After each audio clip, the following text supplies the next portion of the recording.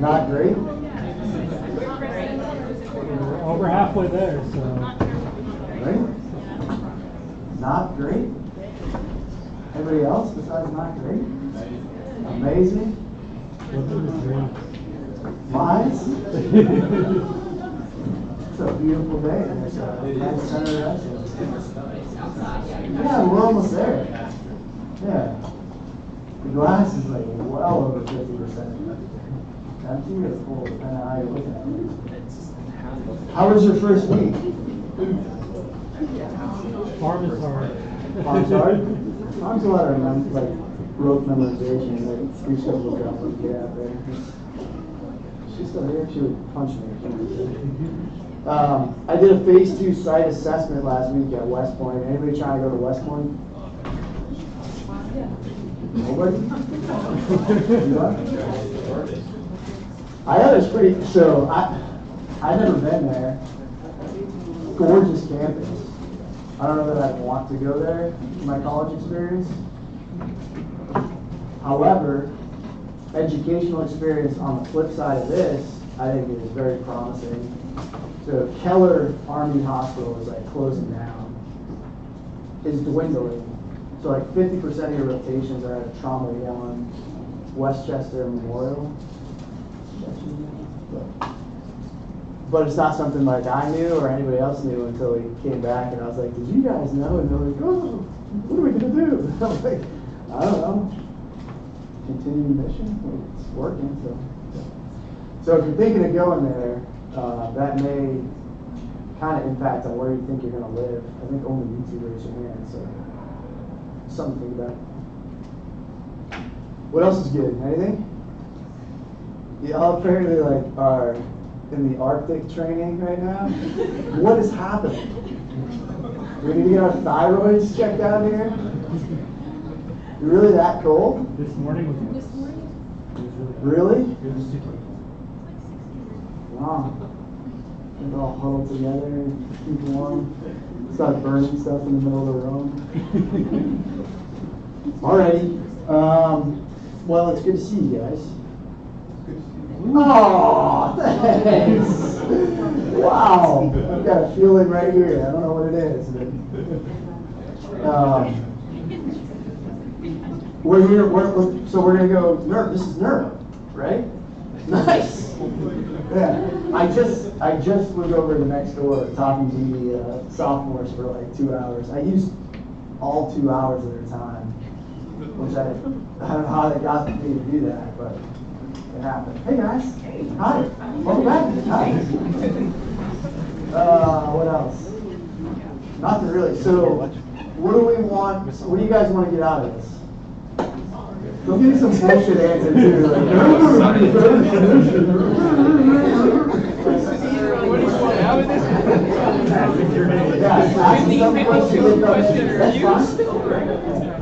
what do you guys want to get? So Neuro. Here's my pitch on it. I already know you guys from last semester, so I don't have to do the intro and all that. But so Neuro is it's a complex subject, but we're not going to go down those rabbit holes. So this is Neuro for the family medicine practitioner. Okay, this is Neuro to get you to pass your PANCE. And a lot of the feedback I get from my SAQs or student assessments is like, I wish you went deeper into X, Y, and Z. And I appreciate that. I just don't have the time. Like, so a lot of the things we touch, a lot of things we talk about, it's kind of superficial. So I don't want to break your guys' heart when we get to Parkinson's disease and you're like, this is my thing, this is what I love. And then I'm like, 2 seconds later, like, next, right?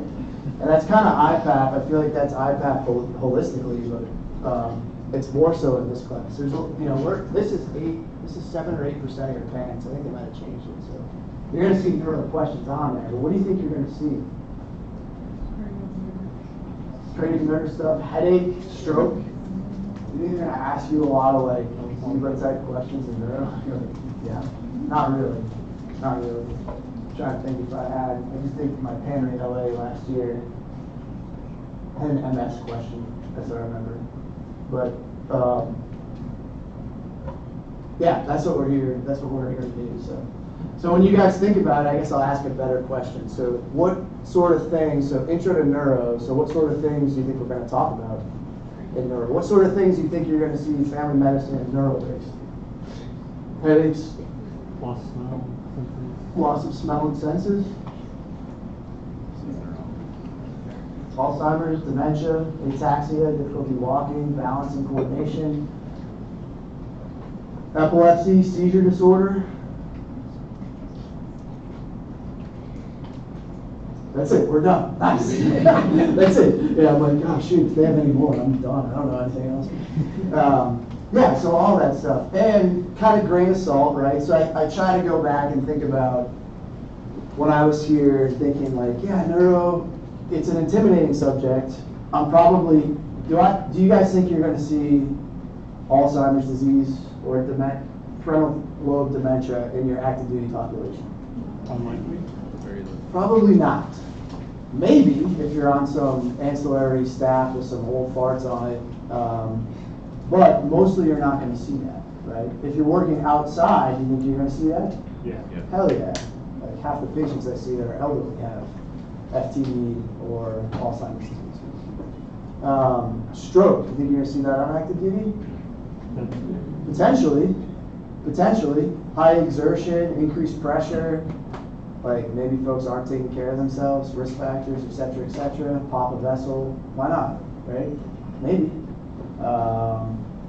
More so on the outside, like once or twice a week when I work out there, I see it, but either way, we're going to talk about that sort of stuff. So I don't need to go over this. You guys know who I am. If you need to get in touch with me, just text me. It's the easiest way. I check Canvas. I check Outlook. I forgot the name of it, but I was gonna say your boy. Your guy got promoted. I just haven't changed it out yet.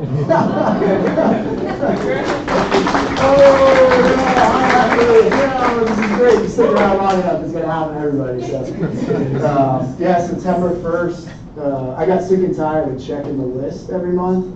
And then you know how I noticed? This is sad. My email signature changed. I started sending emails out. It was like Lieutenant Colonel, and they were like, "Did you promote yet?" And I'm like, "Oh shoot." So I'll probably do it this Friday. Well, anyways, I digress. Highly irrelevant. I am not in that is a lie, so clearly I haven't updated these. 2401 is downstairs. I have migrated upstairs into the back corner, 3103 Bravo. Still in the back though, next to the fridge, you know my priorities. All right, TLOs. Today we're really just talking basics. So history and physical. We're going to talk OBQRT, stuff like that. So today's kind of dry. I know the last subject or class of the day is kind of like a dry one, but we'll get through it. Don't worry about it. It's going to be harmless. So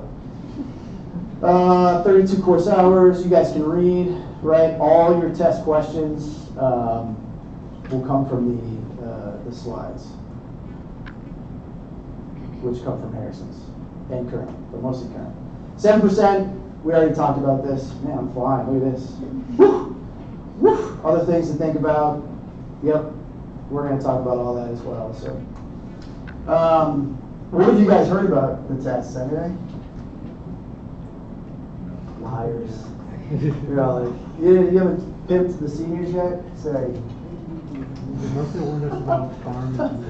What's that? It says most of the warnings I got was about farm right now. Okay, so I'm not on the radar. Yeah, I'm not the one. I'm not a threat. I don't want to be a threat. Yeah. They're pretty straightforward. Usually I have like a 90 average, 90 or above. And again, I hate doing that to y'all because I'm not putting other class constraints on you guys. But I have 2 tests again, just like I said last class with you guys, to make sure you guys are getting the basics. So I can't ask you some bullshit zebra question, some bullcrap zebra question, sorry, and expect you guys to get all the minutia stuff. So blocking and tackling, all the basics. So if we emphasize it multiple times, if we review it in the review, it's fair game, okay? And I got to change the test 5 questions every. I told you that last time too, but I have to change this exam 5 questions from the last one. I don't know what they are yet. Haven't changed yet. But we'll talk about it. All right, let's get into something important here. Define the anatomy and where is the lesion. So what are we talking about here? What does that mean? Elaborate. Map your brain. Yeah.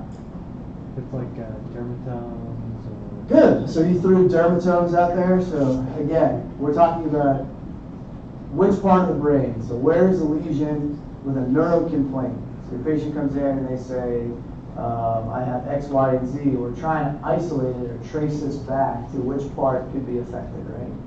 Is that easy? Hard? It would be beautiful if it worked in a black and white world where if this then that, but there's a lot of overlap in this stuff, right? So again, I will kind of talk about, well, you guys talk to me about some certain speech areas of the brain. So what part of the brain is responsible for speech? Do y'all remember? Broca's. So Broca's and Wernicke's, which are part of which lobe?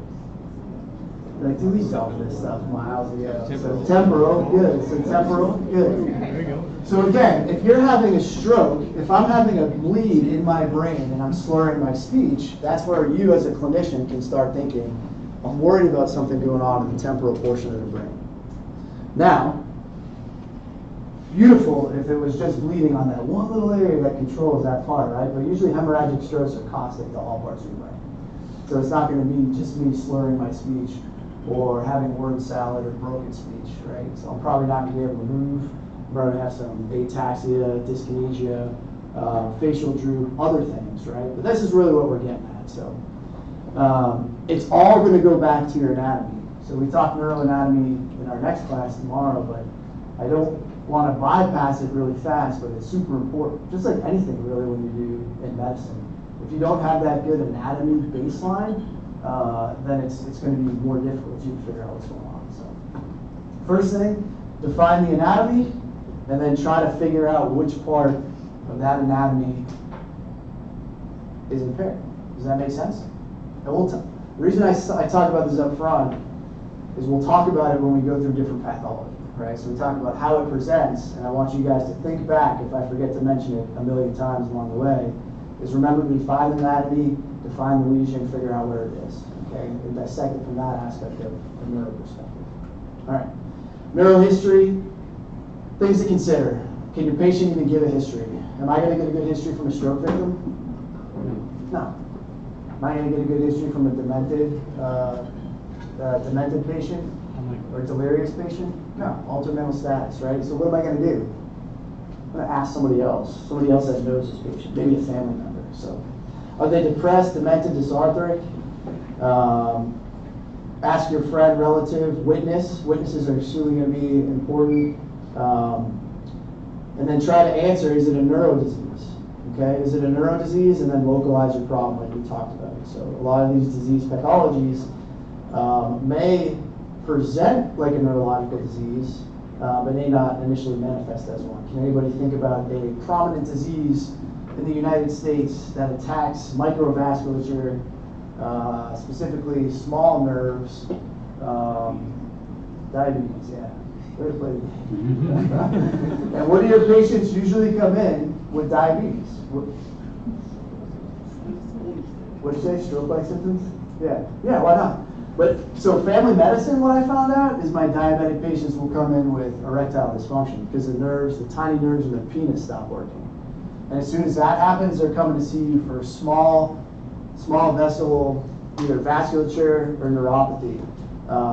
Unfortunately, my patients that I see on Saturday and Sunday usually come in a little late with some sort of major life event, cardiac arrest. I don't know why I laughed at that. That was great. Cardiac arrest, right? Or a stroke, either ischemic or hemorrhagic stroke. So. But we got a lot of good stories and good cases to go over a little bit later. So. Onset, right? So again, this goes down OPQRST. If you guys, if you're ever in lab or you're ever out by yourself and you're like, damn, I don't know what to ask, always remember OPQRST. It'll never steer you wrong. So. Sudden, slow improvement, think vascular, stroke, seizure, migraine. Gradual onset, you think toxic, metabolic, infectious, inflammatory tumors, right?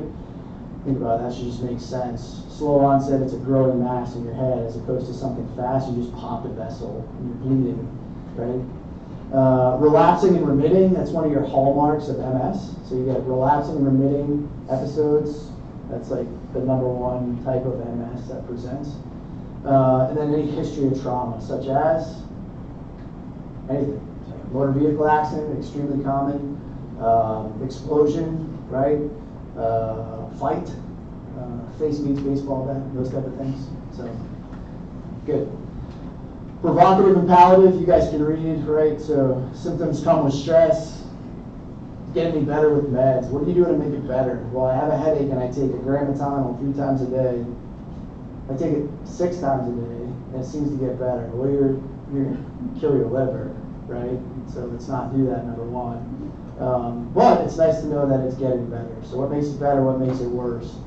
Light and noise, so photophobia and phonophobia. We'll talk migraine headaches. That's almost like a pathognomonic for migraines. We'll talk about it a little bit later. So, and then does your headache come with reading? So what do you think about with that? Eye strain, visual, right? So visual acuity, eye strain. Do you have a previous prescription for glasses? I do. Do you wear them? I don't. Or yes, I do, but I haven't got them checked in 7 years. So maybe it's time we recheck them. And that could be an easy fix, but if we don't ask it, it's not going to happen. All right, some more buzzwordology. Not a huge fan, but again, I told you guys last time, PANCE does this, so that's why I put it in here. So, lancinating, knife-like, radicular pain. You know, they usually use that and ice pick throbbing to describe a cluster-type headache. So, you have a lancinating pain, like an ice pick being stabbed in your eye. Somebody says that they're usually trying to lead you down the avenue of a cluster-type headache. If I want you to know the cluster-type headache, I'll tell you a little bit more than just that one word. But unfortunately, that's kind of some of the way this is done. So, all right, region of symptoms, headache on half of the head, right? So half we think migraine as opposed to a tension headache is a unilateral band-like distribution. Paralysis on one half of the body, also known as paresis. Numbness down the entire limb, so like a radiculopathy, neuropathy. And then stocking glove distribution. Stocking glove distribution, exactly what it sounds like. So stockings, like you're putting your socks on, or gloves. And we think about those with which type of patients? You guys know? Diabetics. Diabetic peripheral neuropathy. Okay. Again, I didn't make this up, but I'm not a huge fan of it. Just the buzzwords, right? You say, oh, stocking glove, it's got to be neuropathy. Could it be other things? Sure, it could be a B deficiency. But for the most part, for this, if I give you I'm not just going to say, or I should just make the question, stocking glove distribution makes you think of what type of neuropathy, right? That would be easy, and maybe I will change that for one of my 5s. I don't know. Dare me. But I lay down the challenge. I accept your challenge. Sometimes that's the way it is. I told you guys about my dissection. I did, right? Only because he said ripping and tearing pain. One word. It sucks, and it's just the way it was. But I don't know that, we might have found that post-mortem for that dude after he walked up a flight of stairs and died. So that's not a funny story. You're not supposed to laugh at that. So I think we'd get along. Cardiac arrest, dissection, that's funny too. No? That's not what you're laughing at? Sorry. All right. Severity of symptoms, pain scale, right? So 0 to 10, 10 being the worst pain you've ever had, and then have them articulate what their 10 is. Like, they're sitting there on their phone, they're in a 9 out of 10, their worst pain was when they stubbed their toe, right? And this is just stuff to articulate in your note. So you guys heard pain is a patient's problem. Practice how you want to practice. I treat pain. I believe most of my patients when they tell me, unless I go to open their EMR record and it flags like drug seeker, which it does a lot. And you're like, oh God. And then I'll just go in there and be like, how much Dilaudid do I have to give you just to get away from it? No, I don't do that. Yes, I will. I'm like, listen, I know you're a drug seeker. Oh, I'm shocked. I can see it. I'll show it to you. Okay, you got it. I just need you to leave me alone. All right. Medications, allergies, I'm going to skip this. You guys know this. The only thing I'll plug on this one is your psychiatric meds. Make sure you guys either, if you have your EMR, look at it ahead of time, right? You can peruse their medication list. And I do that now. I just stopped asking. When I was going through phase 2, I would ask, and they would deny medication use, and then I'd go to my preceptor all excited that I asked that they didn't take any meds, and then they'd pull up their list, and I'd be like, did you look at this? I'm like, no, I just asked them, because I thought that's sufficient. They're like, yeah, they're on like 6 antipsychotics, and I'm like, oh, is that a problem? Yeah, that's a problem, right? So you guys can take a look there. Once you get familiar with the EMR, electronic medical record system, you guys can check it out. And then clearly another huge one outside, probably inside to some extent too, is your street drugs. I'm just astonished at how many folks are using methamphetamine. Meth is like way bigger than I thought it was. Ecstasy every once in a while, heroin, coke and meth, those are the ones I see all the time. So anyways, past medical history, sure, you guys are always going to do a past medical history, nothing sexy there. Any past neuro-specific med history, they're going to look at you and say, what do you mean? You're going to say, I don't know, anything with your head, like numbness and tingling, loss of sensation, any trauma, previous history of headaches, like you're going to have to spell it out for them. So just know when you guys ask these questions, just like I said with the medications, you're going to say any pertinent past medical history. First of all, I don't know what pertinent means. And then they're going to be like, what do you mean? You'd be like, any heart, liver, kidney, lung, brain issues? Nope, none whatsoever. When you stole, cool, write your stole and say no. And then they're going to just, the preceptor's going to come in, they're going to be like, oh, I've got epilepsy and heart disease. And you're going to be like, dude, well, what happened? Did I not speak? Yeah, it's going to happen. That's all right. All right, social history, you guys got this.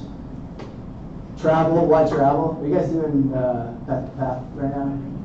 Infectious disease, I'm sorry. Yeah. Are you doing ID right now though? Yes?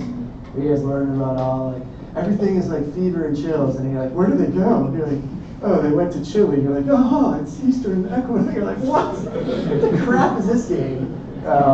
Sub-Saharan Africa, malaria. Like, yeah, I get it. Were they spelunking in a cave? I don't know what that means. But, yeah. You're going to find all these little like nuanced things, but get a travel history, sure. Yeah, that's definitely helpful. And you guys can look at the CDC's website to see what's firing up over there. So chikungunya was making a comeback the last couple of weeks. Right before I travel, I'm like, let me take a look what's going out there. I'm like, I don't want that. That sounds bad. All right, family history, apples and trees, right? Mom and dad, brother and sister, any psych disorders, age or cause of death.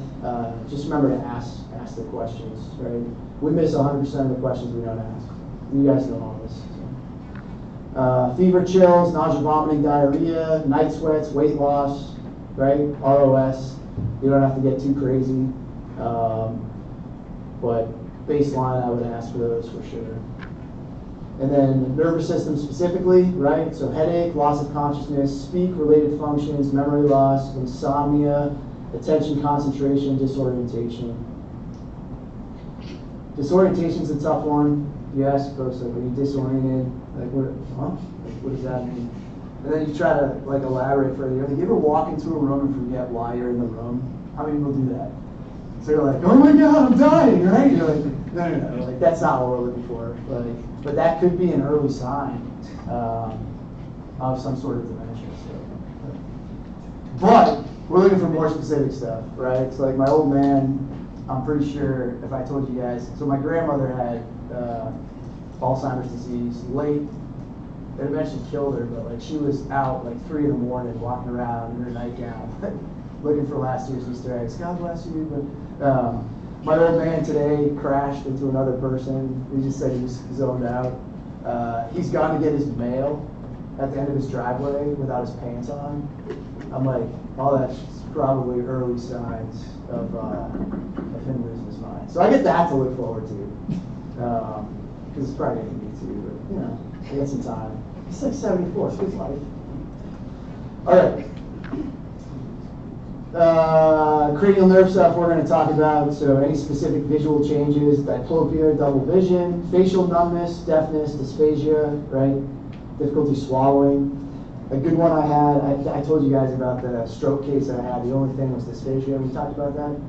I think I'm telling you the same stories, but lady came in, did an NIHS stroke evaluation, completely normal. Said she had been out eating a steak dinner and felt like something was stuck in her throat. Had me convinced she had something stuck in her throat. Easy admin to GI.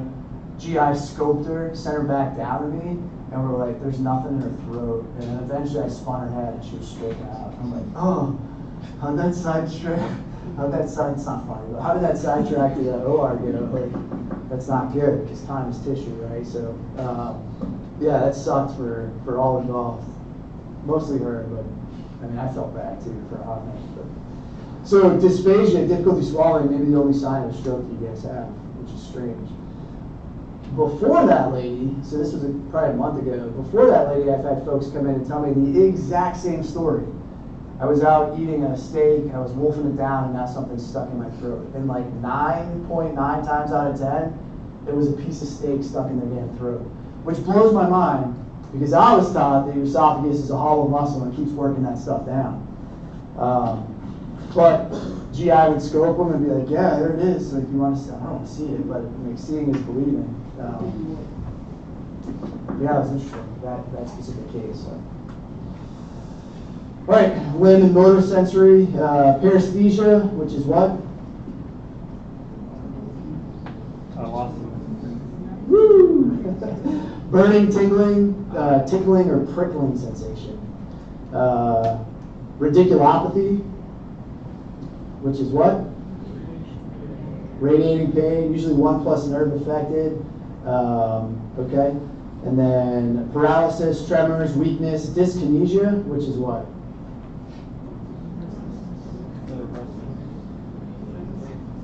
Involuntary movements. So like that, I can't. Yeah, you guys are probably staring. I just was staring at you because you were looking at me too. I'm like, are we gonna do this again? But yeah, usually involuntary movements, extraparental movements, like let me break it down: dis, bad, kinesia, kinesthetics, right? So bad movement, I guess.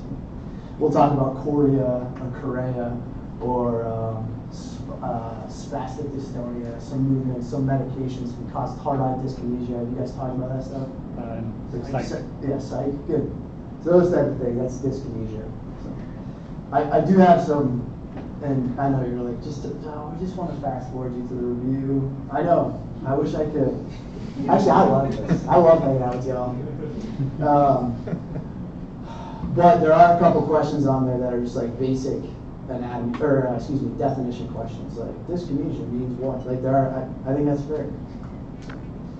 All right, cerebellar portion of the brain, 50% of our neurons, small brain, right? Responsible for fine movement and coordination. So again, that's why we do our tests downstairs, right? Rapid alternating movements, dysdiadochokinesia, finger to nose to finger, right? That's why we do that. What else do we do for cerebellar testing? We taught you guys this too. What a bum. What else? Gait. Yeah, what did you say, gait? I'm sorry. Yeah, gait, we walk them, right? So heel to toe, balls to the feet, right? What else? What was it? Tiptoes, what else? Heel to shin. Yeah. Finger to, yep, good. And then this stuff, right? So good. All right. You guys all passed. Nice. Dizziness, vertigo. We'll talk about vertigo. We have a whole section in vertigo and dizziness. And then tremors or shaking, right? So psychiatric history, right? So there's some overlap. There's some convolution with some psych-related stuff. Like you guys said, your psych meds, a lot of your psych med side effect profile can cause some neuro dysfunction. So some of the medications that we use to treat X may cause Y in neurology, okay? Then you got to look at risk versus reward.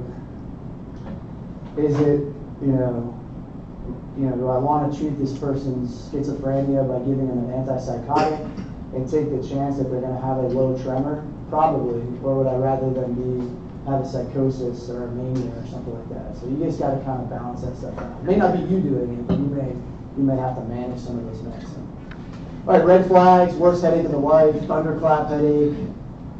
I hate it, but think subarachnoid hemorrhage, which we'll talk about a little bit later. So if somebody comes in to you and says, oh man, like I've got the worst headache of my life, like take them serious, right? Unfortunately, or fortunately, however you want to look at it, if they use certain vernacular, then you are almost pigeonholed into evaluating them for certain things. If somebody comes in and says, hey, I'm here because I have the worst headache of my life.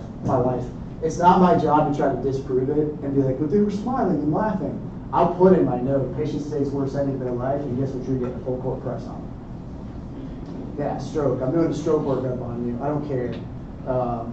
And then I can later on, we can all laugh around the water cooler about how they're playing on their phone and laughing. But be careful with that, because some people just mask pain very well. I just tend to believe you. If you're coming in to see me on Sunday morning, even if you've mustered up a smile, you're chewing gum and giddy, and you say it's the worst headache of your life, you're getting a neuro eval. So 100%. If I haven't beat it to death, here's why. I haven't got burned on this yet, but I can see where if you miss that, so if I full court press you, spin you, get labs, and they're all negative, and I then say that you are full of happiness and you have a tension headache, I can send you home, treat you, you get better. Great, I did my job. Satisfied customer. If I don't do that, because I'm like, you know what, it just didn't seem like they were being genuine and sincere, and I send them home and they stroke and die, I just killed somebody, but I guess who's not providing for their family anymore? Why are you laughing at that? That's not funny. That's not funny. That's terrible.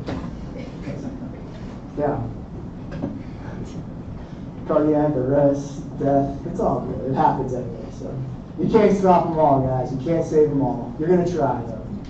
All right, sudden blindness. So that could be a warning flag of a stroke as well. So you could have a TIA or amniosis fugax, right? So sudden transient blindness. Your patient comes in and says, hey, this morning I was moving around, couldn't see anything, but I feel great now. You do a visual acuity, they're 20/20, both eyes, and you're like, huh, all right.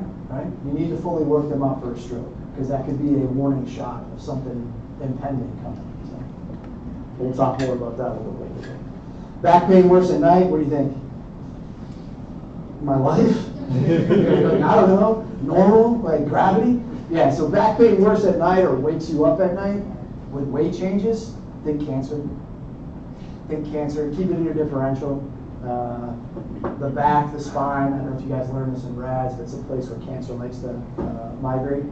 But specifically, they say it wakes them up from sleep and or they're losing weight, that's a concerning sign for malignancies. Bowel or bladder incontinence, cauda equina. So first sign of cauda equina is actually retention, so you can't pee. Like you want to pee really bad, and then you just start peeing all over yourself, right? So I will challenge you from here on forward, every single back pain patient you have, ask that question and document it. So I don't care if you know it's a lumbar strain, patient denies any saddle anesthesia, numbness or tingling in their legs, or bowel or bladder incontinence, right? You need to make sure you kind of put that in there. And if you're concerned about it, you need to make sure you press it for cauda equina syndrome, which is compression of those nerves, which can cause permanent damage. So. And then suicidal ideation with plan speaks for itself. Res ipsa loquitur, right? So that's Latin for you guys. It speaks for itself. If we have a huge problem with suicidality.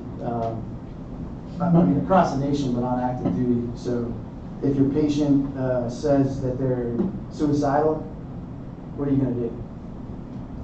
Do you have a plan? Don't yawn in their face. You're just going to yawn in their face? Good. Yeah. Find out if they have a plan. Ask if they have a plan. Good. You're like, I'm going to take out my card and ace, pass, care, and escort, right? No. You're going to make sure that someone's with you to get them to the right level of care. Could that be send them to the ER? Yep. If you had embedded behavioral health, could it be embedded behavioral health? Yep. But make sure we take care of it. You got, so active duty, raise your hand. Y'all think you're going to see that? Yeah. Hell yeah. More times than you care about. And that's another, I'm just going to challenge the hell out of you guys. That's another one that I put to you. Do not call their bluff. Like, oh, we're getting ready to go to NTC or deploy or another 30-day exercise. Everybody's suicidal at that point.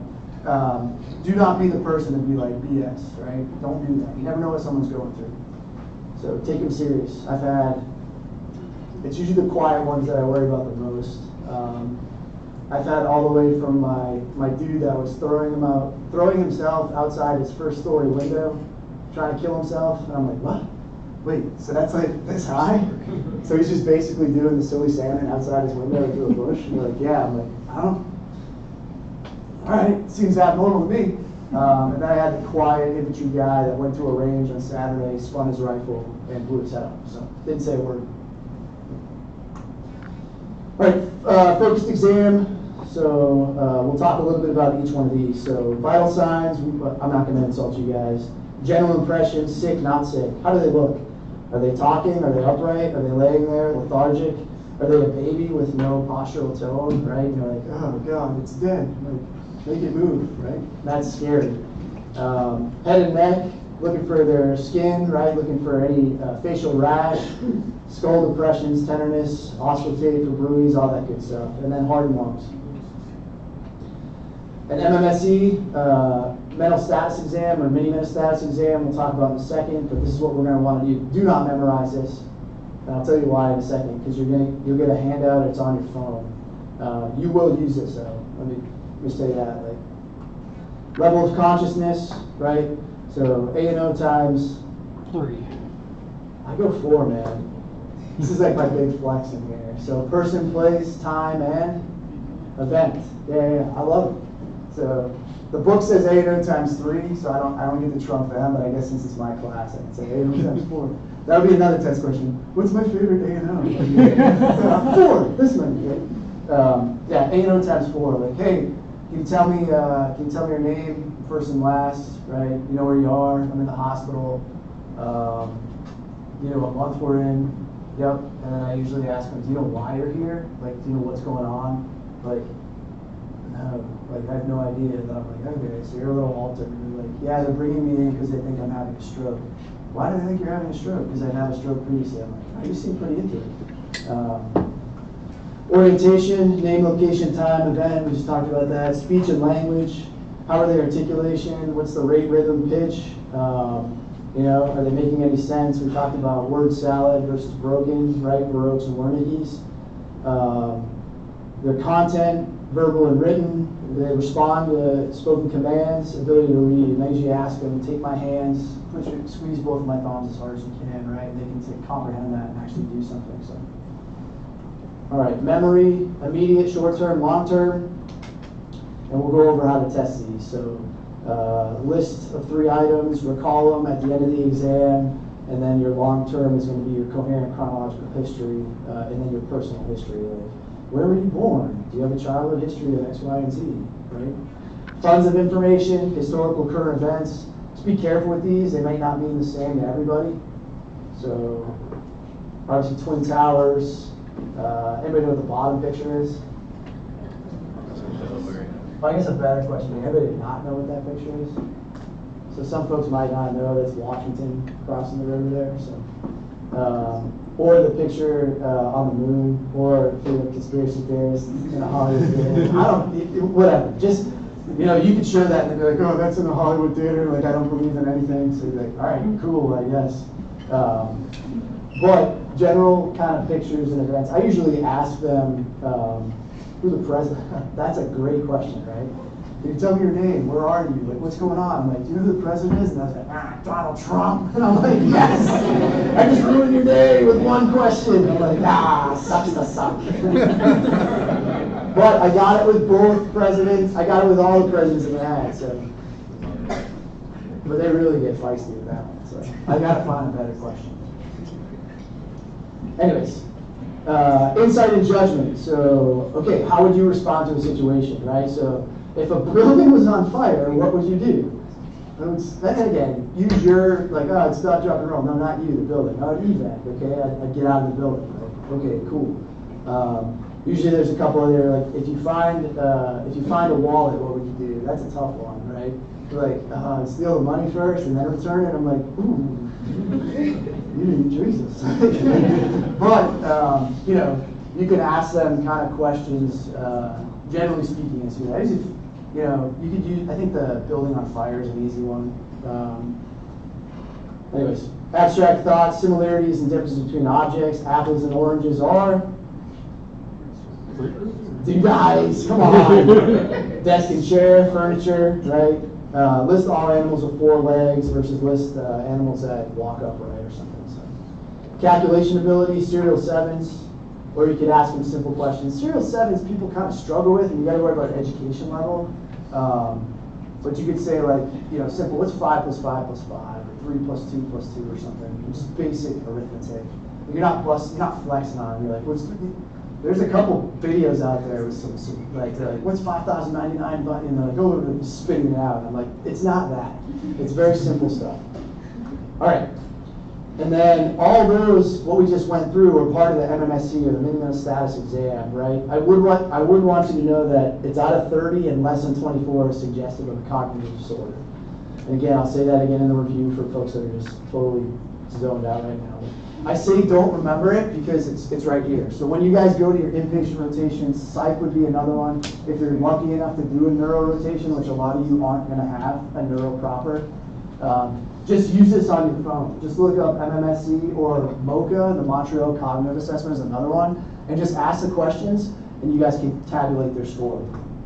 Okay? It's really simple, it's really easy, and it's reproducible. So if somebody's deteriorating, you can track. Like, I'll do this an hour, or I'll come in the morning and do it for a patient, and then maybe I'll round on them 6 to 7 hours later and do it again, and oh shoot, like it's getting worse. Like something bad's going on here. So do not try to memorize it. I don't think it's worth the brain space, but you guys will 100% have this. I remember going to phase 2 and they were like, go do an MMSE, and I'm like, oh, we didn't learn that in phase 1. That's going to be your answer to everything. You're just going to be like, that phase 1 sucked. They didn't teach us anything. Just remember, well, you can say it, but just look it up. Just grab it on your phone and look it up. So, all right, cranial nerves, we're going to kind of speed through this. So, olfactory nerve, both eyes, right? Test them here. Someone asked me last class, I was in, it wasn't you guys, I think it was literally next door, about an hour ago, how often I've tested cranial nerve 1. What do you think my answer was? Like in the world, like outside. Yeah, phase 1, 100%. I said, oh, I did it every time in phase 1, and I was excited, like it was the best thing in my life when I did it. This is what I want to see out of them, right? Outside, never, right? So I started working outside moonlighting at the height of COVID, and when my patients were like, I can't smell or taste, I'm like, that's neat. I didn't wave sticks of gum and like essential oils in their face and like taunt them, like, what does this one smell like? What about now? Yeah. Oh shoot. Who was my class? I think I told you guys that, with the kid who's on thing. Yeah. My God, I think I ran into him somewhere too. He's like, I don't have anything. You want me to test cranial nerve 1? I'm like, what do you think? He's like, I'm like, what are you doing? You're not fart on your patient.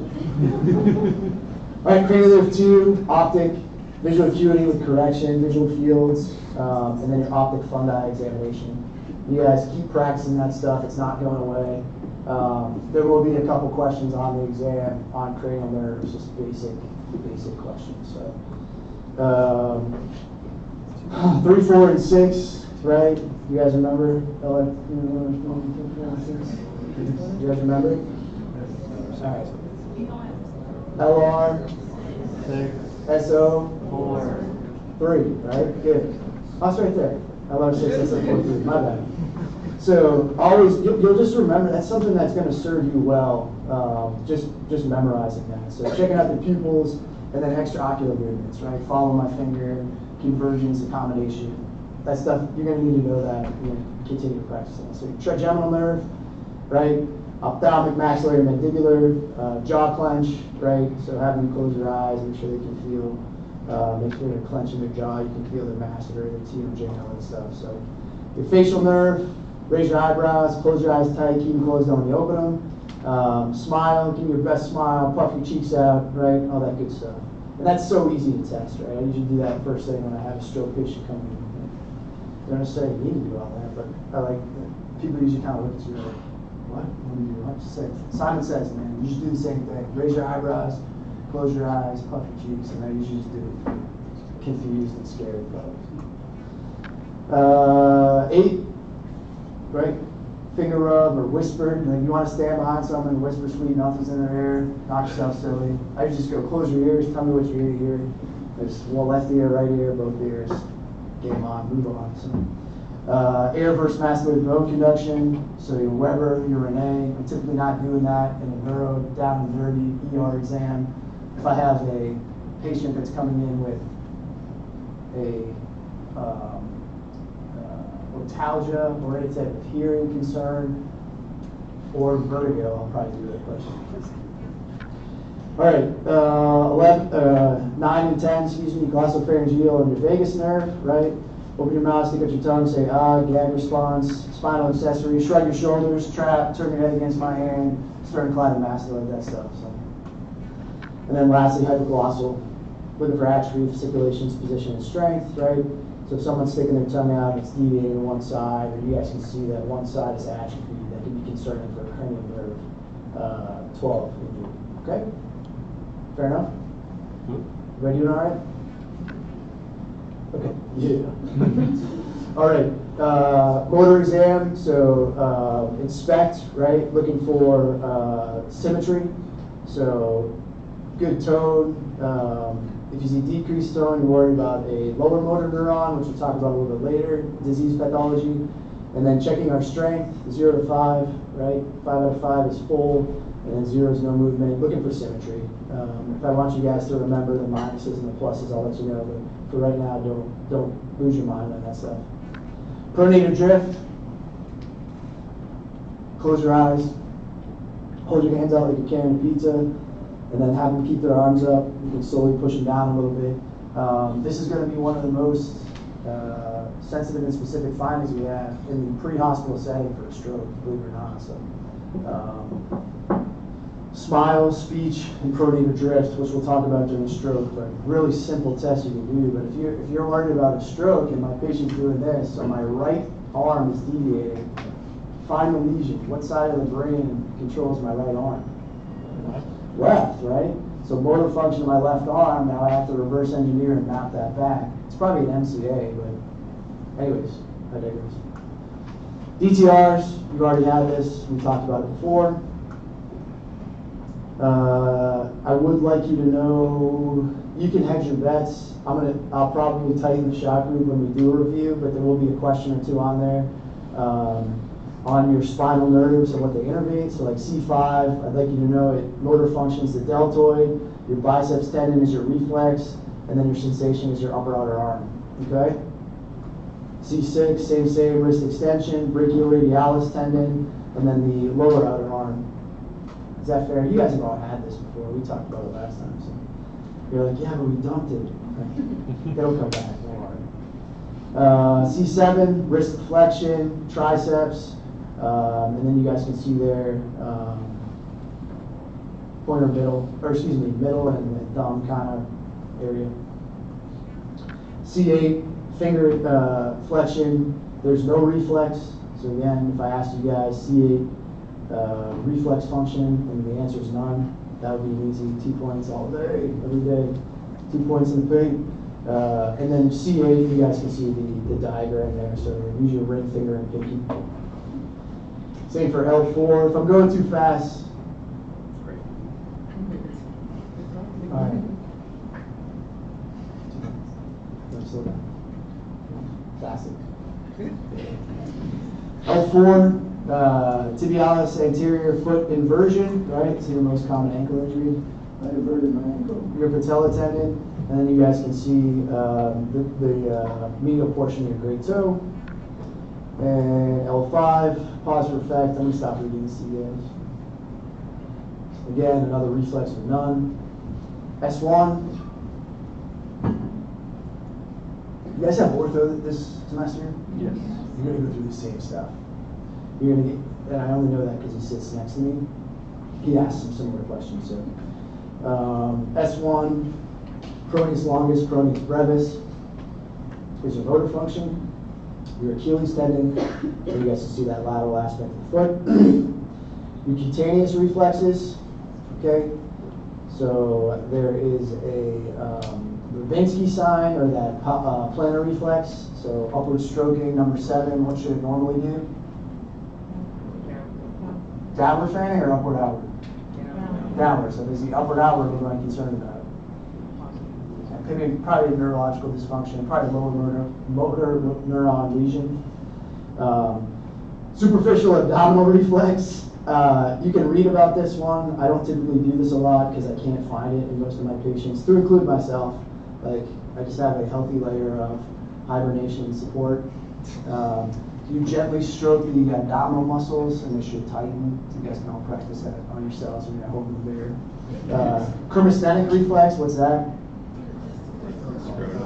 Yep. Stroke the inner thigh, testicles retract. So I stroke the right inner thigh, which testicle retracts?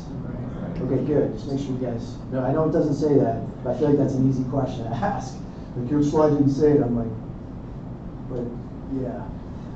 Anal wink, anal reflex. So again, it's so funny.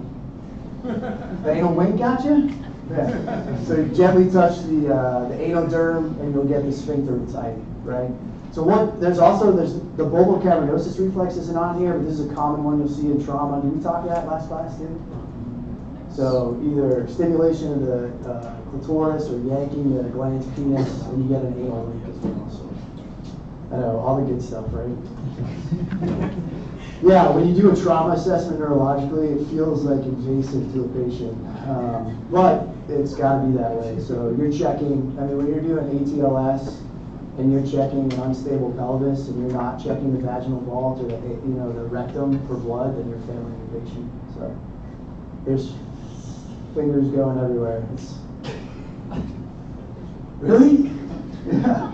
All right. It's not that type of party. All right, Babinski we talked about. Primitive reflexes. Well, who cares about kids?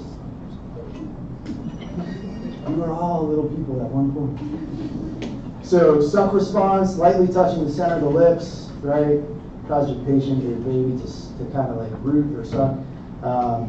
Corner of the lips, they'll turn their head towards it. These are all like primitive eating stuff. Grasp reflex, you touch a baby's hand, it usually grabs your finger, right? And then that palmometal response, contraction of the mentalis muscle ipsilateral, just scratch stimulus, diagonally applied to the palm. You guys can try these if you have your little kids or your young peds. I want to bring them up because there's some pathology that we have with your cerebral cortex atrophying that you revert back to these. So some of these in our older patients we may see come back due to some secondary disease to their cerebral cortex. So generally speaking, a baby has it because their brain isn't developed. And then as it develops and matures, it can overcome a reflex. And it's no longer there. Just like you're all like, you can touch the side of your mouth, you're not going to start looking for a bottle. I guess it's not going to happen. But sometimes with your Alzheimer's disease or your cerebral cortex atrophy, you may see some of these reflexes come back in some of your old folks, which is kind of weird, but kind of neat to be honest with you. All right, sensory exam, sharp, dull. Yep, same thing. You guys like, how often do I do this? Not often, unless I'm trying to isolate things. But really, if I have a MSK injury, I will do sharp, dull. I'll do 2-point discrimination. Paresthesia, radiculopathy, all that stuff. I definitely do this. Light touch, vibration, proprioception, 2-point discrimination, and then rhomboid as well. So nerves, the forearm. You got your radial nerves, median nerve, and ulnar nerve. My God, I can remember I assisted in a distal biceps repair in ortho, and all Steve wanted to talk about was how cool the nerves of the forearm were, and I'm like, they don't seem that deep. But he just talked to me about it for like 3 hours, so whenever I see that picture, I start like sweating. And all I got to do was hold retractors like this the whole time. And I was like, dude, I'm gonna fall asleep. Like the biggest fear is like, don't compromise a sterile field in surgery. I thought my face was gonna face plant this dude's open bicep, but you gotta overcome. Keep biting my cheek and my tongue. What are you doing? Oh, I'm having the best time of my life. All right, sensory landmarks. Yep, absolutely. T4, T5. So T4, nipple line, areola, and then T10, umbilicus. Easy, quick, down and dirty assessment in trauma. Grossly intact at T4, T10, they can feel you and give you a good response. So you guys are definitely want to know that. So Gait, rapid alternating movements, dysdiakinesia, finger to nose, heel to shin, and then walk your patient, which you guys already talked about.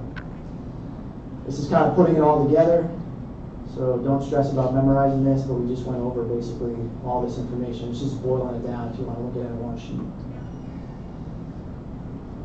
Push or break? Push. I'm looking at you. You're the real man. Yeah, send it. All right. Same rules apply as last time. You got to get up and move. You got to DVT, prophylax, bio break. Do your thing. But I'm going to push. All right. Is it bio break or DVT prophylaxis? I got to know. I'm a pig. I'm going to send to a pig. All right. Diagnostic testing and imaging. So you guys, a lot of this is redundant in VAD and radiology, and that's okay. LP probably haven't had, so indications for a lumbar puncture, infection, subarachnoid hemorrhage, or any hemorrhage.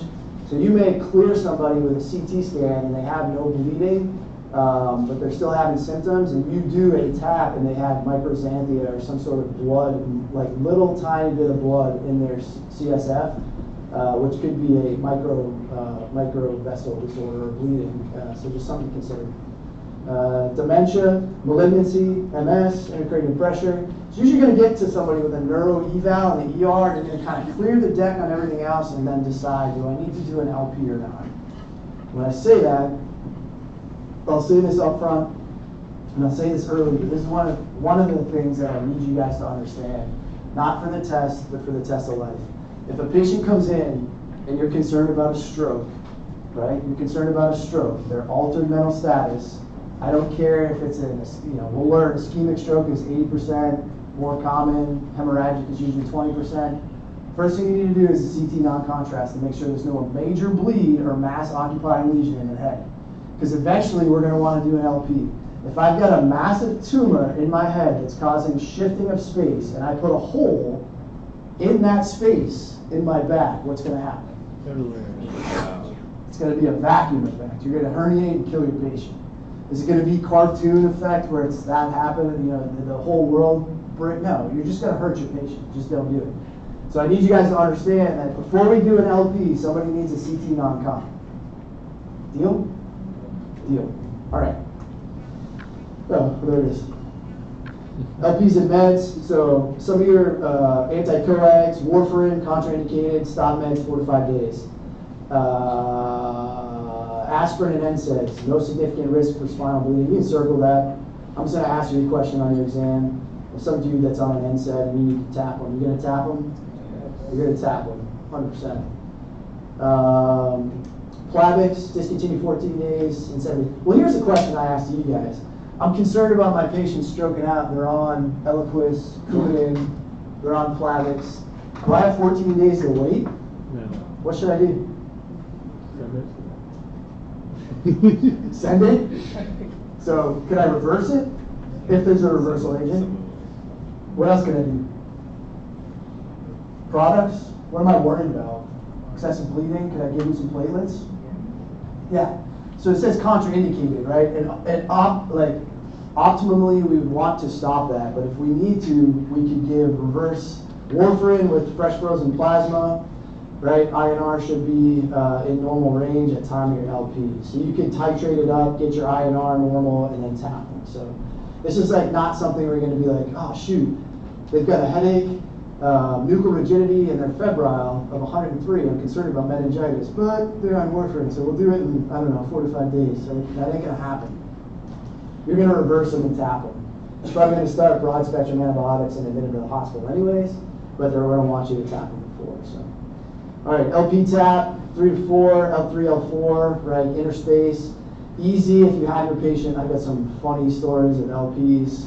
I know you guys want to go home now. So you can lay them in the left lateral recumbent like that patient is, and it's pretty easy. Just use your ASIS as your landmark, right? So find their ASIS, or their PSIS, excuse me, and come across.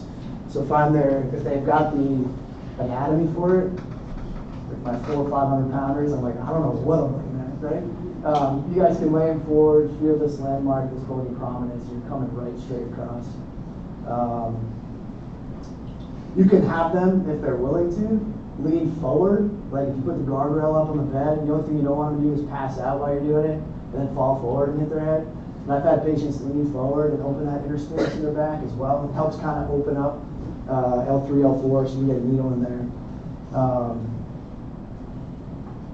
Yeah, like the last 3 or 4 LPs I've done, I've been on morbidly obese patients, and they just farted every time I did it. Like loud, obnoxious farts. It's funny. Yeah, I mean, let's laugh it up. Let's have a good hammer this one. It's funny because where's this guy's face when I'm doing it? Yeah, it's not up here. Not here. Oh my God. The doc was like, I don't know, I've never seen that. I'm like, oh, I've seen it the last 4 or 5 times. They're like, I think they're doing it on purpose. You don't want to play that game with me. So, all right, post-oral puncture headache. So yes, there's a 10 to 30% headache after you get an LP. Increased risk, female, younger age. God bless you. So you can see this. Patients go to the ER, get LP'd, and come to you. Now, family, you're in charge of them. Yeah, I went to the ER. They thought I had meningitis. It turned out I was just a giant baby. Now I've got this really bad headache, right? And well, maybe they have a post-oral puncture headache. So you can also see it with what other population? Female, younger age, that get a yeah, pregnancy, right? So good. Very common in pregnancy too. So treatment, support with oral analgesics, so Tylenol, Motrin, caffeine works really well, and then typically they come in back to the ER for an epidural blood patch. So you can spin some of their, you can take some of their own whole blood and inject it back in there, and it may clot it off. It's pretty aggressive. I've seen these a lot in family medicine when I was a battalion brigade PA, and I'm telling you guys, like witchcraft. I had these folks slam a Mountain Dew, take a gram of Tylenol and 800 of Motrin, and then they just moonwalked out of the clinic. I'm like, I don't know that I should ever prescribe Mountain Dew, but it seemed to do the trick. So, all right, EEG. So this is a electroencephalography. So this is a non-invasive record of brain electrical activity. So this is looking for seizure activity. Okay. Also to confirm death. No contraindications. So first-time seizures or new onset seizures, you'll usually admit your patient and they'll try to catch the seizure activity with an EEG. If I admit you, so nobody saw your seizure, or people don't know if you were seizing, you just fell down, lost consciousness. I did a bunch of labs, did a scan of your head, everything's normal. I think we should admit you for an MRI and an EEG. Overnight, they do an EEG and it's normal. Does that mean you do not have seizure? No. No, it just means I didn't catch it, right? So that usually is what happens, unfortunately. Sometimes we admit them to the floor, do a 24-hour EEG, and we catch nothing. If we catch it, eureka, right? Now we can give that to the neurologist involved, and they can say, like, based on the amplitude of the hertz, I think this is coming from this part. That's great. I don't want you guys to go down that path. I want you to know that if you have somebody you're managing with a new onset seizure disorder, eventually they're going to need an EEG, okay? All right, electromyography and nerve conduction studies. So electromyography records electrical activity in the muscles, and then nerve conduction studies stimulate the nerve function, right? So we are sending electrical currents along muscles and nerves. Anybody have one of these done? These are a blast. These are a blast. You really want to try someone's metal, send them for one of these. You'll send these at Neuro. You'll send them to Neuro to do these, but I had the luxury of doing this a couple of years ago. But stick a needle into you, a needle here, and then run electricity down to another needle, and your arm starts moving by itself to see if the muscles and the nerves are firing. So it's pretty neat. It's pretty cool stuff. So, anyway, I digress. So this is obviously to check for nerve dysfunction or muscle dysfunction, right? And this is going to be confirmed by Neuro. So you guys will send, they'll send folks for refer out for this. You do not have this stuff in your clinic. Right. But I could do like a paper clip and like a Corvette. Don't do that stuff. Like, just send them out, right? And what type of patient would I be concerned about? So if I were you, I'd be like, wait, he said he had a nerve. Say, what was wrong with him? What is it? Entrapment, sir. Entrapment? Sure. Diabetes? Sure. Peripheral neuropathy, numbness or tingling. I told you guys my story, didn't I? my like left side of my chest just started disappearing. No? So when I first got here, I don't know what it was. Like, it was weird because one day, I think my kids noticed, they're like, what's wrong with you? I'm like, a lot. But so my left pec, tricep just started atrophying out of nowhere. It was super weird. And it didn't really freak me out. It was basically, I at first did what probably every single person would ever do and be like, it's because I'm not lifting hard enough. Let's do some more weight. Maybe take some creatine or eat a steak and just drink some water. And then finally, like, it was noticeable to the point where I'm like, my muscle would twitch all day, my chest, and then I was like, man, like, it's significant. Like, I put, and I'm not a strong guy, but I put like 225 on a bench and it would be like this, and I'd be like, oh my gosh, that's really strange. Noticeable difference. So I got worked up. My family medicine guy was like, yeah, dude, I see it. Like, I don't know what took you so long. And I'm like, I'm stubborn. He did an MRI. I had brachial plexus entrapment. Like, my brachial plexus just decided to quit. They called it Parsonage-Turner syndrome. They sent me to They sent me to Neuro, and he just played around with some needles and was like, yeah, dude, like, your nerve this sucks. And I'm like, what do I do? And he's like, nothing, it should come back. And it really never did. Like, it's, you know, I don't mind sharing that with you guys, but it doesn't bother me too bad. He was like, we can do surgery on it and decompress your brachial plexus. I'm like, oh, tell me more. He's like, oh, we open you up from here. And I'm like, is it my heart over here? He's like, oh yeah, we'll move it out of the way. I'm like, yeah. So what? Like, no more 225 on a bench? Like, I can live with that. Like, and then he gave me like steroids and was like, you can take these as long as I'm like, what about my adrenal glands? He's like, yeah, it's witchcraft. I'm like, all right. I don't really want to see you anymore. It's gotten a little bit better, but oh well. VA, we'll claim it on the VA side, right? IPAP, riggers. All right, skull X-ray. This is in your literature, but it's damn near a waste of time. You can utilize this if this is what you have, okay? And why do I say that? If you have a portable X-ray or have a roll too, it's better than nothing.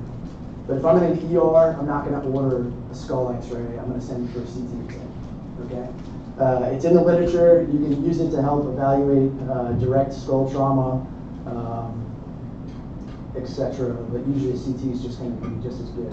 I had or even better, because we need way more information. I had a question my last exam, and it was like head trauma in an MPA, and it was like, what should you do first? And it was like non-contrast CT.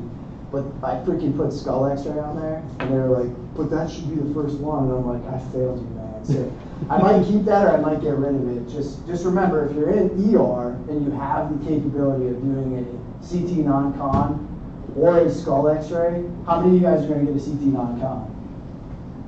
How many people are going to get a skull X-ray? Nobody get a skull X-ray. Don't order it. Yeah. I would just delete it from my slide deck, but it's in your literature. So, all right, CT, great study. This is what you should go for. So, intracranial abnormalities detected through direct visualization, through mass effect, complete like 1 to 2 seconds. This is fast. Anybody have a CT done ever? How long does it take? 10 seconds. You're done. Right? So this is not an MRI. People always freak out and they're like, I can't go in there. I'm afraid it's so claustrophobic. You're in the donut, man. You're not in the confined space. And you guys remember this from RAS. It's just multiple sequential slices, right? So I'm not just getting one study. I'm getting like 50 to 100. I forget the number, but you can use with or without contrast. We'll talk about that in a second. But, indications: stroke, subarachnoid hemorrhage, tumor, trauma, dementia, right? Those are a lot of indications. So complications: radiation exposure, contrast nephropathy, which has almost been debunked, but just keep it out there. So, and then allergy to contrast. I'll tell you guys a couple things. So, where I start to get concerned is when I look at my patients that are frequent flyers, and they come in, and this is their 5th, 6th, 7th CT scan of the year. And I'm like, what are we doing? Like, why does this person get pan scanned every time they come in? And that's a lot of radiation. You come in and you're just in an MBA, and you now have blurry double vision, and I'm concerned about an intracranial bleed, and you're like, but I don't want a CT, it's got radiation. Yeah, you get radiation from all around, everything that's outside, the stars, the moon, the sun, all that good stuff gives you radiation. So yes, it's an increased dose, but it's not going to kill you. And the risk far outweigh the reward is far outweigh the risk. Excuse me. Contrast nephropathy. So my facility makes me get kidney function prior to the testing. So it's kind of ridiculous if I'm using contrast. So otherwise they're taking me straight back. But if I'm using contrast, I need a BUN, creatinine, and GFR prior to. If you know it or they've had labs, you can just go ahead and assume that the kidneys are functioning. And then allergy to contrast. If I really need it, you guys can pre-treat them with steroids and antihistamine. You just want to wait like 45 minutes. All right, suggested guidelines. This is some more information on that contrast administration, so the creatinine testing. Age greater than 60, history of kidney disease, kidney failure, diabetes, hypertension, protein anemia disease, right? Collagen vascular disease, solid organ transplant recipient. So, right, so you want to make sure that you get a serum creatinine and check the kidney function of these folks before you administer any type of contrast. It's not a single point of failure. You can try to order it, but usually your radiology department just won't do it. And they'll just be like, get a CMP first or get the kidney function. Or they'll say, we'll do it without, but they're not going to compromise their guidelines. So just a heads up.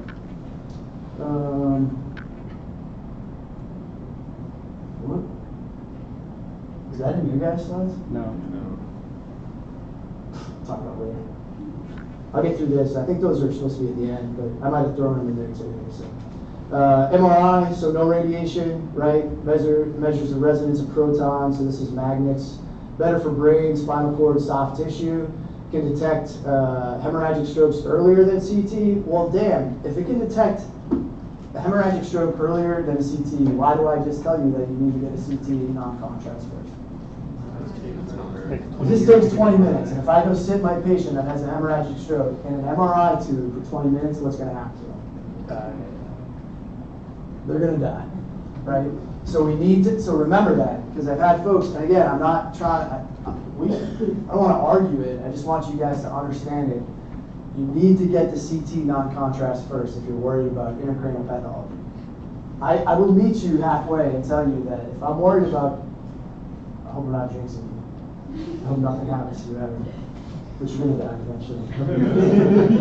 If I'm worried about you stroking out and I clear the deck, you come in and it's just so obvious that there's a neuro deficit, maybe your vision's off, I don't know, man, something's not right. But your CT non-con's normal, your labs are normal, your drug screen's normal, your heart function's normal. I'm smart enough to go back and get a CTA with contrast to your head and neck, and everything's normal.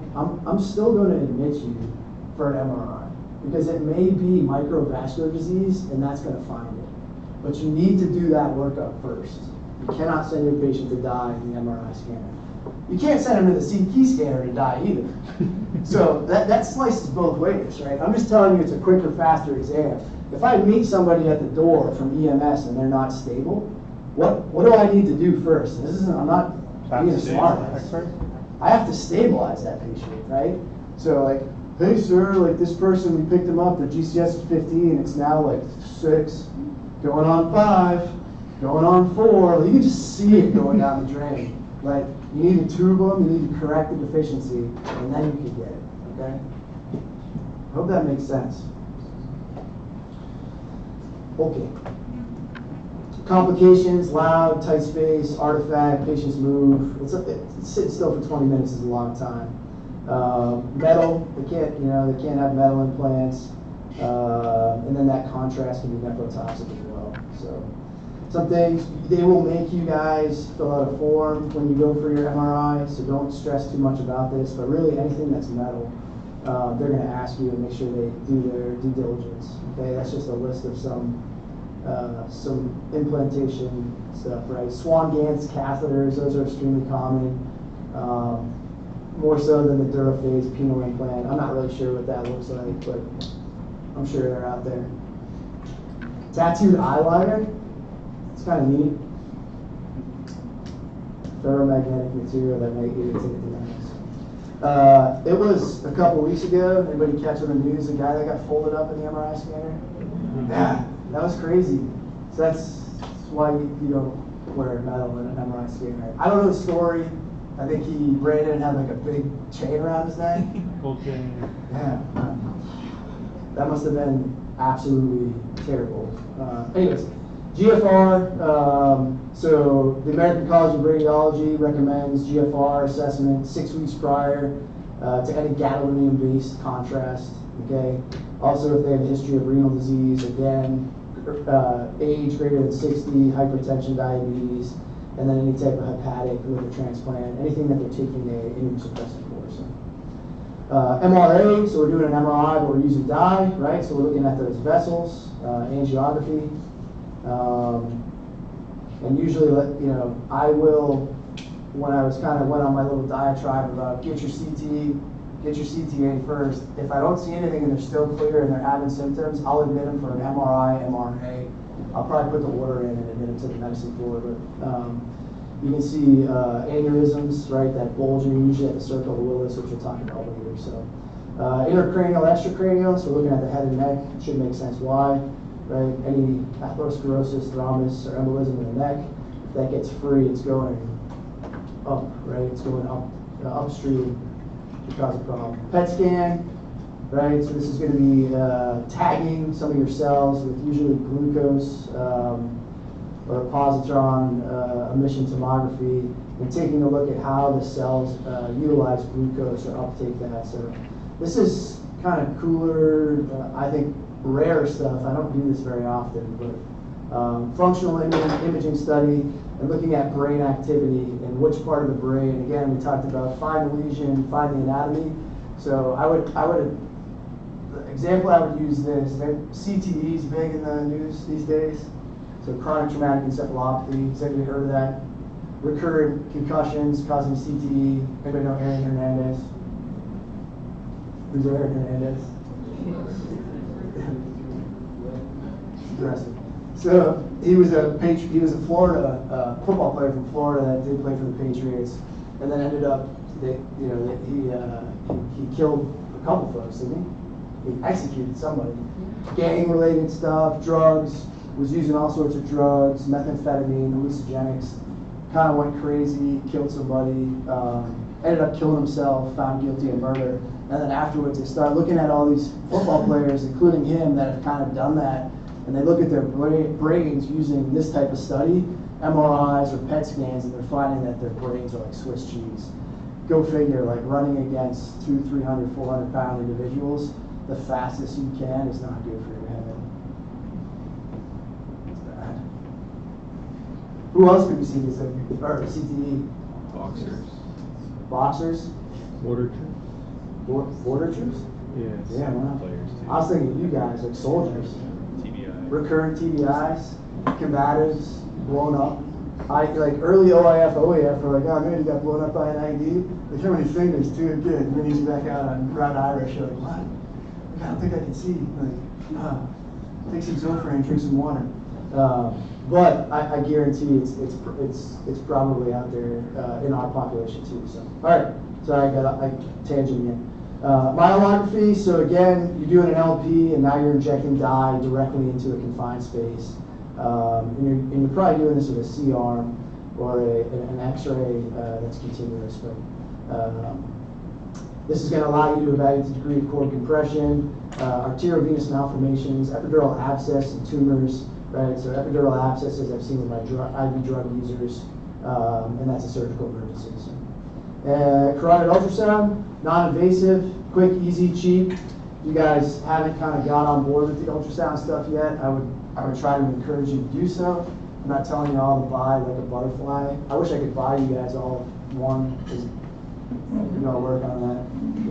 We'll get on have to give you guys a gift. A butterfly, wouldn't that be something? Like $3,000. I bet you I could get them down to like, but I'm gonna buy hundreds, right? Anyways, you will have, for those folks going active duty, you'll have an ultrasound at your aid station. If you're at a battalion level, use it, take it out. Be careful if you're checking carotid arteries on your old folks. Like, don't mash around on old folks' carotid arteries too much, because they're filled with plaque and you're gonna stroke them out. But you can do this to measure blood flow, right? You can check that out too. Cool. I need to go back. I don't know what I was looking for here.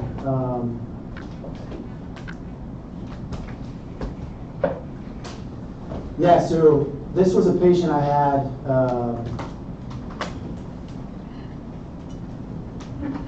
Yeah, we got 5 minutes. This was a patient that I had. She was like a 30. If I talk to you guys about this, let me know. She was like a 30-year-old female with a headache. Huh? Good. Yeah, I did. All right. Now we're just gonna go slower. All right, class. This patient here was a 30-year-old female. All right, this lady came in. She was a young lady with a headache, normal neuro exam. So cranial nerves 2 through 12 grossly intact, NIHS score of 0, negative hints at bedside, which is head impulse, nystagmus, test askew. Walked her. All her cerebellar functions were normal. I gave her a headache cocktail of Toradol. I don't know what I gave her. I'm just probably making this up. Compazine and Benadryl. And then I was like, let me see if she gets better. I think this is a tension headache. We'll see how she does. PO challenger, walk of life, and then I'm gonna treat her and street her, is what I thought. And then I went back, the nurse was like, what'd you give her? And I'm like, a headache cocktail? She was just started vomiting and couldn't stop. Tried a couple other antiemetics, and I'm like, this is really weird. She had a pituitary adenoma. So she had, these are 2 slices, it's not fair to you guys, but she had a tumor in her head. I don't know, I'm not 100% convinced. You guys saw me touch it, okay. You have to go over like that. It's fair, I don't want to say, that's like keys, you guys like that side better. But yeah, I had to call neurosurgery. I had to call neurosurgery's like, I'm not touching that, dude. Call ENT. And I'm like, ENT's like, I'm not touching it. Call neuro. And I'm like, you know who's not touching it for sure? It's PA Rogers. So one of y'all get off your ass and come down to see this thing. So I think they ended up doing it together. This was a crazy. So this guy I'll never forget. This dude comes in and he's like 60-something years old. Now you guys can see like. Ray Charles can see what's going on here. But I want you to close your eyes and picture like a beautiful coif of like flowing lettuce on this gentleman. So he had long, scraggly hair all over, and he came in for headache. And I'm like, all right, man, like, and I start palpating his head. This is why you guys put your gloves on, and I'm like, bro, what is going on with your head? I'm like, sir, have you always felt that? He's like, what are you talking about? And I'm like, I'm like, oh, nothing. Keep your bedside manner. So I'm like, oh, cool. In my head, I'm like, normal cephalic, what the? Oh my God. I'm like, did somebody hit your head with a baseball bat? He's like, no, why? I'm like, oh, no reason at all. And I did cranial nerves, and my man was like functioning, and I'm like, all right, let's get a CT. And I'm like, interesting. So he had a tumor. This is a tumor growing through his skull into his brain. And it's causing like a little bit of a shift. I don't know why. That's a hemorrhagic stroke, a different patient.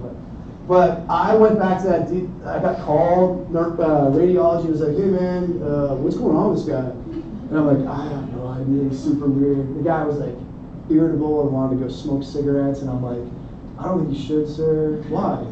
Your head might explode. I don't know much about much, but you seem like you're a liability.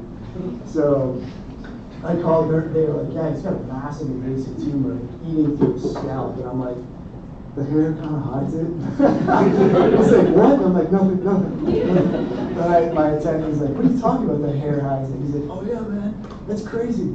Called neurosurgery. So I called neurosurgery and they were like, yeah, you know, they can look at these things and they're like, oh, that's a schwant, just by looking at it. And I'm like, yeah, whatever, dude, like whatever floats your boat. Like, are you gonna take, he's like, yeah, we'll admit him, we'll do surgery and reconstruct the part of the skull.